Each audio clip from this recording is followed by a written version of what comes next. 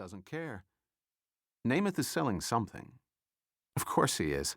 This is the Super Bowl, the game he made, that highest Sabbath in the American religion, the annual consecration of corporate culture, an event that celebrates 30-second spots as sagas and bookmakers as theologians. The Super Bowl evokes a star-spangled yin and yang, all those equal but opposing forces that create a prime-time culture. Coke and Pepsi, Miller and Bud, McDonald's and Burger King, Disney and Fox, Bloods and Crips, AFC and NFC. Only two things you can do here at the Super Bowl. You're buying or you're selling. The sports writer understands his end of the transaction. He's purchasing another piece of the guarantee. 30 years have passed since the Jets were 18-point underdogs to the Baltimore Colts. Namath was high on scotch when he promised Jets victory. I guarantee it.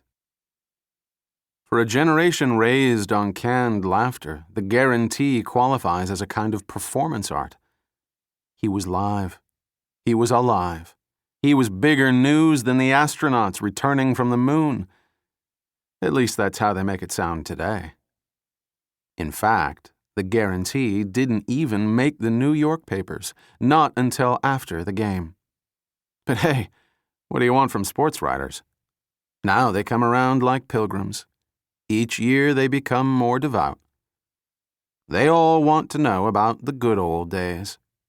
They must have been good, a time before clogged arteries and enlarged prostates, before second-hand smoke, before pills to keep you happy and hard. Broadway Joe was the coolest kid in America, an object of affection for girls and gangsters, a source of bafflement for bookmakers everywhere. What bookies saw as a 7-to-1 long shot, Jets over the Colts, Joe saw a sure thing. Fuck the points, he told the bartender. Take the odds.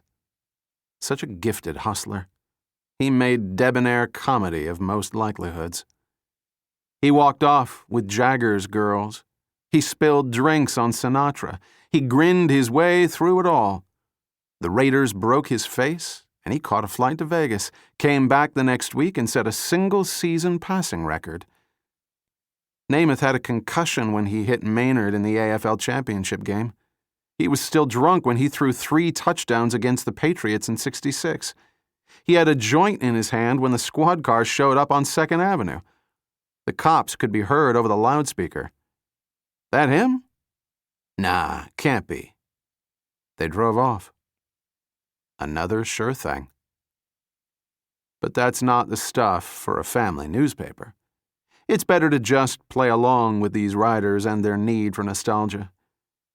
I'm getting goosebumps just thinking about it. That's what he usually says. Not today, though.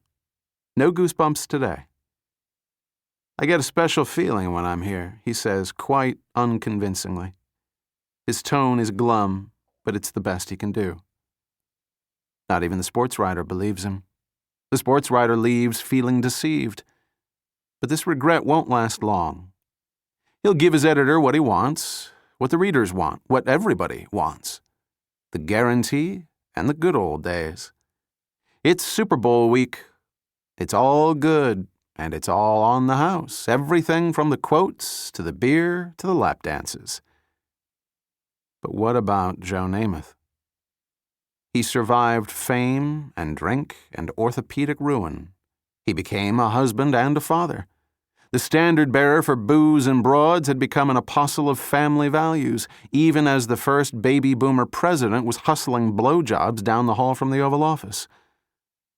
Salvation through fatherhood, that's what Joe Namath had come to believe in. That's all he believed in. The rest was bullshit. Try explaining that to a sports writer. But now Broadway Joe needs a drink. His wife has left him, ran off with a plastic surgeon from Beverly Hills. So what's he supposed to say? Should he tell the guy there are no guarantees? Why ruin everything? Oh, he wants a drink. A vodka, a beer. So what's the spread on this one?